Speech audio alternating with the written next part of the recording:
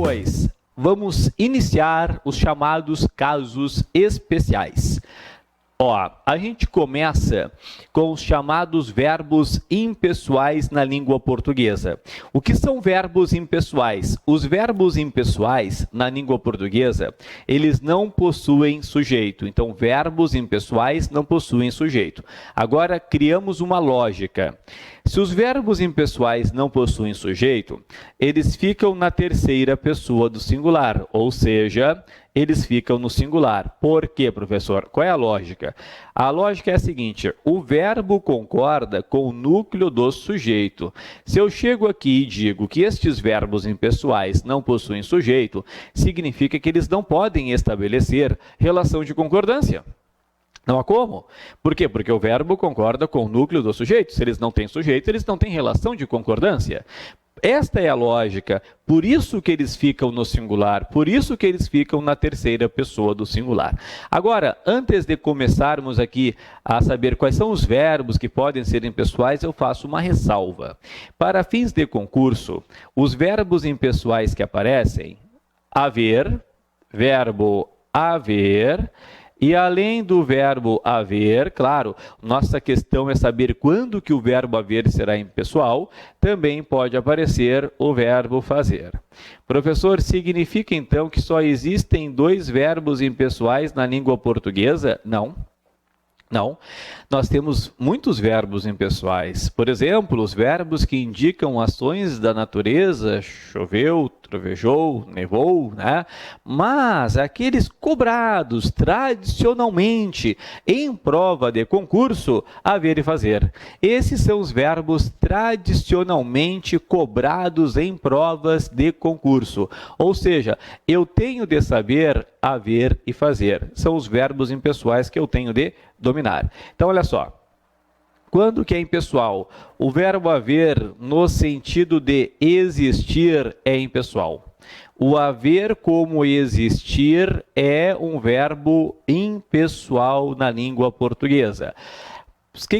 Pode ser existir, até vou colocar aqui, ou ainda ocorrer, né? Existir ou ocorrer. Não deu espaço? Deixa eu riscar aqui, colocar aqui, ó, ocorrer.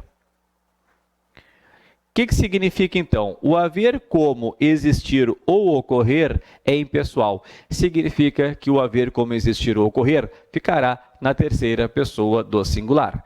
Como assim, professor? Observa, exemplos. Havia ou haviam poucas mulheres na sala. Havia ou haviam poucas mulheres na sala. A pergunta que eu faço é a seguinte: o verbo haver está no sentido de existir, sim ou não? Sim, tranquilamente eu poderia falar existiam poucas mulheres na sala. No momento em que eu conseguir trocar o haver por existir, significa que o verbo haver tem de ficar no singular. Portanto, a forma correta é havia poucas mulheres na sala. O verbo haver está como existir. Depois, observa aqui, ó. Houveram outros motivos. Aquilo, lembra, quando que o verbo haver é impessoal? É impessoal como existir ou ocorrer. Existir ou ocorrer. Então, houveram outros motivos. Tranquilamente, eu poderia falar existiram outros motivos ou até mesmo ocorreram outros motivos. Aqui, existiram outros motivos. Eu posso trocar o verbo haver pelo verbo existir. O que significa? Que é singular. Então, aqui tem de ser houve outros motivos. Tudo bem? Depois, 3. Haverão questões fáceis. Mesma coisa, eu posso trocar o haver por existir. Existirão questões fáceis. Então, neste momento, significa que é singular. Haverá questões fáceis. Depois, haviam faltado lugares. Haviam faltado lugares. Observa, aqui o verbo haver é diferente de existir. é diferente de existir.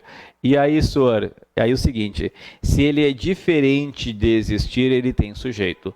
Eu não posso falar existiam faltado lugares. Então aqui, que é que havia faltado lugares? Lugares é o meu sujeito. Se é sujeito, tem de ser haviam faltado lugares. Então, observa, o verbo haver só ficará no singular quando ele estiver no sentido de existir. Aqui é diferente. Se é diferente, ele tem sujeito. Muito bem.